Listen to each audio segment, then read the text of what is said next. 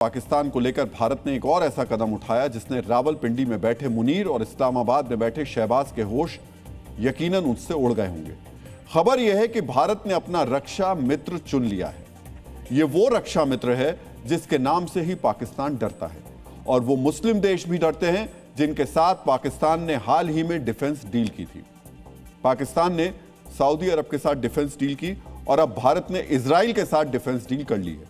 इस समझौते के तहत भारत न सिर्फ इजराइल से हथियार खरीदेगा, बल्कि इजरायली कंपनियां मेक इन इंडिया के तहत भारत में साझा निर्माण भी करेंगी।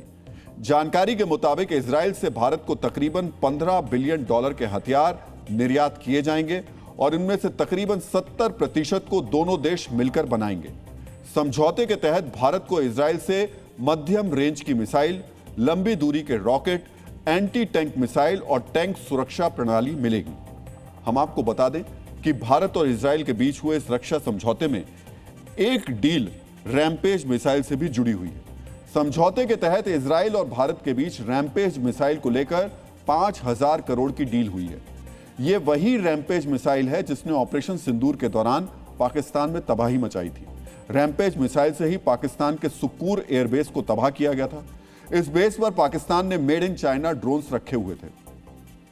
पीओके के रावलकोट में जैश ए मोहम्मद का जो कैंप तबाह किया गया था, उस पर भी रैम्पेज मिसाइल से ही हमला किया गया था। इसी वजह से कहा जा रहा है कि भारत और इजराइल के इस सामरिक सहयोग से इस्लामाबाद में टेंशन जरूर हाई होगी। भारत और इजराइल नाम के दो रक्षा मित्रों के बीच हुए सहयोग का पाकिस्तान से एक और कनेक्शन भी है। यह कनेक्शन जुड़ा है पाकिस्तान की उस लामबंदी से जिसके जरिए शहबाज और मुनीर ने दक्षिण एशिया में अरब जगत की दखल बढ़ाने की कोशिश की है। इसी साल 17 सितंबर को पाकिस्तान ने सऊदी अरब के साथ डिफेंस पैक्ट किया। इस समझौते के तहत किसी भी देश पर हुए हमले की सूरत में दूसरा देश सामरिक सहयोग देने के लिए बाध्य होगा। पाकिस्तान ने मिडिल ईस्ट में सऊदी अरब पर दांव खेला तो भारत ने पश्चिम एशिया और मिडिल ईस्ट के सबसे ताकतवर देश इजराइल को अपना साथी चुना है। अब हम आपको भारत और पाकिस्तान के सामरिक साझेदारों के बीच हुई जो बड़ा फर्क है उसको बताने जा रहे हैं, जो आपको बताएगा कि भारत की डील पाकिस्तान से 21 क्यों है। सऊदी अरब खुद बड़ी सामरिक शक्ति नहीं है, इसी वजह से पाकिस्तान को सऊदी अरब से सीधा सामरिक सहयोग नहीं मिल सकता।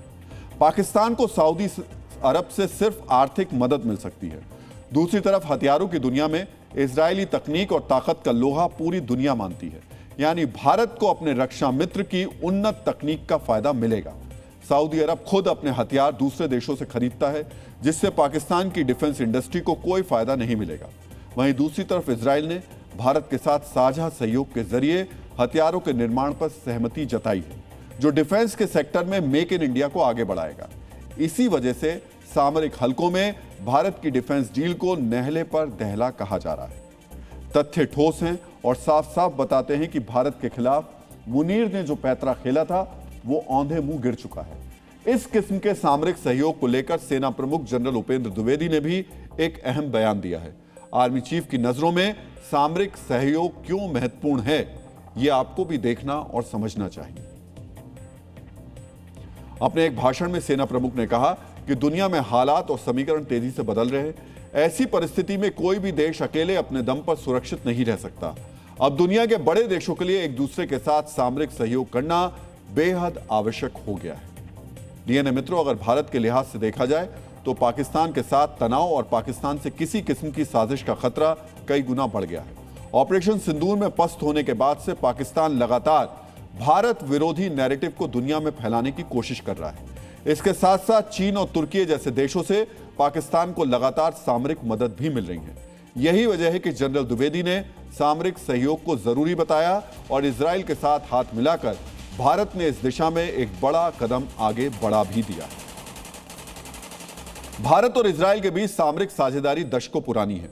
1971 की जंग से लेकर कारगिल तक प्रतिबंधों के बावजूद इजराइल ने भारत को सामरिक सहयोग दिया था। भारत ने भी इजराइल को हमेशा मित्र देशों की फहरिस्त में सबसे ऊपर रखा है। इसका एक प्रमाण आज इजरायली विदेश मंत्री गिडियोन सार की भारत यात्रा के दौरान देखने को मिला, जब इजरायली विदेश मंत्री अक्टूबर 2023 के आतंकी हमले पर बोलते हुए थोड़ा भावुक हो गए। भारत के प्रति इजरायली विदेश मंत्री की इस कृतज्ञता के बारे में अब हम आपको इजरायली सेना का भारत से जुड़ा एक दिलचस्प तथ्य बताने जा रहे हैं। इससे आपको ये पता चलेगा कि न सिर्फ दोनों देशों की सरकार, दोनों देशों के नागरिक, बल्कि इजराइल सैनिक भी भारत से एक खास जुड़ाव महसूस करते हैं। इजरायली फौज में एक शब्द बड़ा प्रचलित है। यह शब्द है पोस्ट आईडीएफ टूरिज्म, यानी वो छुट्टियां जो इजरायली फौज की ट्रेनिंग पूरा करने के बाद मिलती हैं।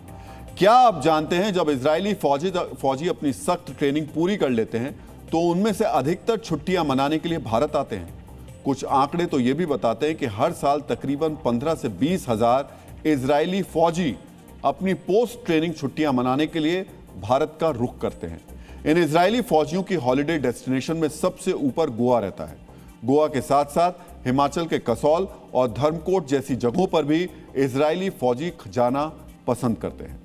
इन तथ्यों और जुड़ाव की वजह से इजराइल और भारत के सामरिक सहयोग को विशेषज्ञों ने एक नाम भी दिया है। यह नाम है स्ट्रेटेजिक एंकर, यानी जिस तरह समंदर में तूफान आने पर जहाज का लंगर उसे स्थिर रखता है, ठीक उसी तरह जब भी भारत या इजराइल में से कोई देश संकट या चुनौती का सामना करता है तो मित्र देश से उसे फौरन मदद मिलती है। इसी वजह से कहा जा रहा है कि इजराइल और भारत की दोस्ती के इतिहास में वर्तमान रक्षा समझौता एक ऐतिहासिक कदम साबित होगा। एक ऐसा कदम जो मुनीर और शहबाज जैसे किरदारों को अपनी हद में रहने पर मजबूर कर देगा।